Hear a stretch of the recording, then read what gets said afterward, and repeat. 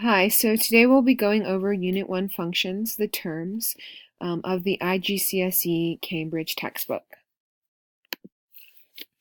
So the syllabus says that we'll start off with understanding the terms, function domain, range, one-to-one function, inverse function, and composition of functions. So we'll start off with the basics. What is a function? A function is defined as a relation in which no two different ordered pairs have the same x-coordinate or first component. So this is basically meaning or alluding to a term that you have to know about when learning about functions, which is a one-to-one relationship between input and output values. You'll learn about input and output values as the slides continue. And the relation that is known to be in a function is between the input and output. So let's say that we have this function, which is f of x equals 2x plus 6. You have your x value right here, which is known as a variable, and the variable value can be changed changed to be any number inserted into the x. So the x is furthermore called the input, which we knew right here. And let's say that our x is 4. If we put 4 into the x, we would multiply 4 by 2, and then we'd add it with 6. And finally, we would get 14, which would equal f of x. Now, 14, if you've already guessed, is our output, which is ultimately our y value. So we have x input, which would be 4, and our output, y, would be 14. So take a look at this simple mapping diagram here. You have your a values or your x values, and you have 1, 2, 3, 4, 5, and you have lines going across, which means to solidify the one-to-one relationship. And you have 1 going to one y value, or b column. You have 2 going to another value, 3 going to a c value, 4 going to a d value, 5 going to an a value. And this would be a function because of the fact that each have one value, and it's sticking in the boundaries of a one-to-one relationship. So let's say we plug in this 1 out of the x values into our equation up here, and you'd have 2 times 1 plus 6, and that would equal 8. So 8 would go right here in place of a under your b column or your y output value. So what is not a function? This is very simple. As we know, a function has to have a one-to-one relationship amongst its composition. And right here in this mapping diagram, you see how the set on the left-hand corner, which are your x or input values, some of them have more than one output value. This cannot be true for a function because that would make it a one-to-many or many-to-one relationship. And you have 1, for example, going to 1, but it's also going to -1. And that's not possible. You have to always the function has to always stick in the boundaries of a one-to-one relationship. And some of these x values don't even have an output, so it's completely impossible. So some function specifics. F of x stands for y. So in a function like we saw in the previous slide, you have f of x equaling to 2x plus 6. And that's basically meaning y equals 2x plus 6. Then you have f of x is not the only way functions are written. You can also have g of x and h of x. So don't get scared off by if you see in place of f of x, you see g of x equals 2x plus 6. It's the same thing. You do the same steps. So you have relationships. We have one-to-one, and we also have many-to-one. And as we already know, 1 to 1 is always going to be a function. It's a function where every element of the range of the function corresponds to only one element of the domain. But here we see new terms, range and domain. So you guys probably already know a little bit about range and domain, but we'll cover it more in the upcoming slides. And many to one, again, is an equation and not a function, where an element of range corresponds to more than one element in the domain. So what is domain and range? Domain is a set of all the first numbers of the ordered pairs, and we can correspond domain to x values because it's the first numbers of the ordered pairs. Domain numbers are the input numbers. So here's another one of our vocabulary terms in the mapping diagram, like we saw earlier. So input equals x, which also equals domain. X values must have one output, like we learned already, and not many to stay in the 1-to-1 relationship. Okay, so range is the set of second numbers in each pair of y values. So another little thing that we know. So we know domain, x values, range, y values. Range numbers are the output numbers that are created from the input values, which are x, and y values must be 1 in each for one equal of an input value, and in simple terms, it's just sticking to a 1-to-1 relationship. So how to find domain and range? If you're given a set in a exercise that says find the domain and range of these relations, and you have, for instance, let's take A, you have these sets of coordinates 1, 4, 2, 7, 3, 10, 4, 13. So we know that domain is x and range is y. So we can relate this to the coordinate form or the point form of a graph, which is x, y.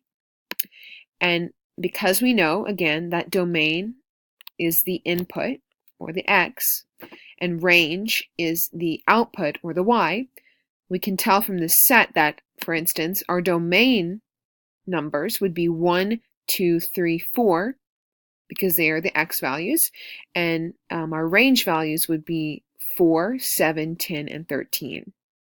So this is a very simple example. You can learn about this more if you want to do set B. So now we'll get on to proving and falsifying a function. This is just taking it a little bit step further, trying to show you the specifics of how to tell if a function is actually a function. So a graph shape can be proved or proven as a function by the vertical line test. So example, a vertical line test can be done on any graph picture, as you can see in the left-hand corner right here, that my cursor is kind of moving over. The vertical line test involves usually 2 or more vertical lines. It can be 1, but I mean usually it's just 2. And for instance, to know that a graphed image is a function or not, the vertical lines must cross only once through the graphed image to be confirmed as a function. So again, in this left-hand corner parabola, my vertical lines are going individually through only one point. So we know that that would be a function. Now, in this image of a parabola leaning towards its side, the vertical lines are going through points, are going through 2 separate points, 4 in total, but individually 2. So this is not a function because of the fact that it's crossing more than once. So let's get on to inverse functions, because then we'll know about the horizontal line test. So an inverse function is a function that reverses the action of an original function. So it's basically taking a function and flipping it and making it the opposite of what its derivative is. So f of x, it was the original, would change to f to the negative 1. So take a look at this example. You have f of x equals 3x minus 2. And if you derive this just to see how it got to this form, this is always really helpful. You would start off with x, then you would multiply the x by 3, then you would subtract 2, because you can see in the original formula you need to. You have minus 2. And then you would finally get 3x minus 2. So from this, because you know how the function got to be what it is, you can find the inverse by once again taking x, like you did, to derive. Then instead, as you know, inverse is opposite. Instead of subtracting 2, you add 2. Then instead of multiplying 3, like you did with the x, you divide 3. And finally, what you would get, because you have x, and then you have plus 2, and then you have divided by 3, the total, you would get x plus 2 divided by 3. So, graphically speaking, that was algebraically speaking, but graphically speaking, an inverse function is a reflection over the line y equals x. So that is just basically a line that you'll see on a graph to show the inverse of a function and the function itself. So what are inverse functions? So how to identify inverse functions graphically? You would use the horizontal line test. The horizontal line test is a test to determine if a function has an inverse. It's not to determine if a function is a function, it's to determine if a function has an inverse. So you're also finding out if a function has a one-to-one relationship. So if we take this image and we draw a green line, see this green line right here, through it, because of the fact, again, we're going back to our vertical line test rules, because of the fact that this green line crosses more than once through this graphed image, then this image would not have an inverse. So this function would not have an inverse. But again, this is not even a function, so you would already know that it wouldn't have an inverse. So that was a little bit on inverse functions. Now we have composite functions. So this is a little bit different. Composite functions are a combination of two functions, and basically what you're doing is you're applying one function to the result of another. So composite functions can be made up of f of x, g of x, and h of x functions. And usually you'll get a mix of any of them. Sometimes you'll get the same one. But this is how it usually works. This is an example. Let's say you're given f of g, and then you're given of x. So you have f of g of x. And that's usually how you say it. It can be written like this, but in your book you will actually see a little circle between the f and the g, for instance. A little not unshaded circle, but this is also another way you can write it. And the input value, I guess, is going to always be in this category. And it doesn't have to be x, remember. It doesn't have to be x. It can be any number, whatever. It can be anything. It can be any value. But for equaling, it would equal f of g of x. Now, this is just... really, I couldn't even say it's an example. It's more of a structural guidance. And this is just to show you how composite functions work, how they group together. Now, here's an example. You have, if f of x equals 5 minus 3x and g of x equals x to the second power plus 4, find f of g of x. So to solve this, let's break it down. You have 5 minus 3x, and you're inputting it into the x value. You're furthermore doing is you're replacing your x of the negative 3x, and you're replacing it with the x to the second power. So your equation would look like this. 5 minus 3, open parentheses, x to the second, plus 4. Then you can solve this by subtracting this first, and then get 2, distribute, and then you'll finally get negative 3 to the second power minus 7.